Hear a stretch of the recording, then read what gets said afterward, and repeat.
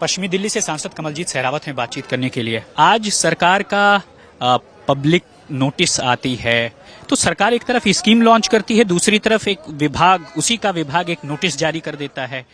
तो सौरभ भारद्वाज बोल पड़े कि 2100 की स्कीम केजरीवाल जी लाना चाहते हैं, बीजेपी रोकना चाहती। मंत्री जी को पता होना चाहिए कि किसी भी स्कीम को लाने के लिए एक प्रक्रिया होती है। सबसे पहले कोई स्कीम ड्राफ्ट बनता है, उसका बजट एस्टिमेट होकर बजट एलोकेशन होता है और फिर कैबिनेट नोट बनकर उस स्कीम को अप्रूव किया जाता है और तब वो जनता के बीच में स्कीम को लाकर इम्प्लीमेंट किया जाता है। अपने आप को बहुत पढ़ी लिखी पार्टी बताने वाले लोग किस तरह से दिल्ली की जनता को भ्रमित कर रहे हैं, ये इस बात का जीता जागता उदाहरण है। 10 साल आपके पास थे, 10 साल में आपने कभी कोई बजट एस्टीमेट नहीं किया, कोई प्रोविजन नहीं किया और कभी भी कैबिनेट नोट पर इस पॉलिसी को लेकर नहीं आए। आज अचानक 10 साल खत्म होने के बाद आप अगले आने वाले 5 साल के लिए अगर कोई स्कीम लेकर आते हैं बिना बजट प्रोविजन के, बिना कैबिनेट नोट के, तो वो फ्रॉड है, जनता के साथ धोखा है।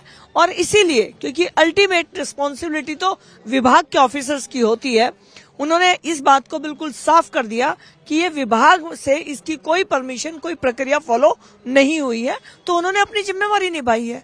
ये तो झूठ बोलने वालों को देखना होगा। अरविंद केजरीवाल ने कहा है कि दरअसल बीजेपी के पास कोई सीएम फेस नहीं है, कोई चेहरा नहीं है, तो आम आदमी पार्टी तो उनसे बहुत आगे चल रही। दूसरा, इन्होंने कहा चुनाव के बाद जो है हम ये योजना जरूर लेकर आएंगे 1000, और जो कि बाद में 2100 हो गई थी। अगर अरविंद केजरीवाल जी आज की तारीख में खुद को सीएम का फेस समझते हैं तो शायद इससे बड़ी कोई गलतफहमी नहीं है, क्योंकि जिस कोर्ट के ऑर्डर से उन्हें कहा गया था कि आप सेक्रेटरीट नहीं जा सकते, आप फाइल साइन नहीं कर सकते, वो आज भी वैलिड है।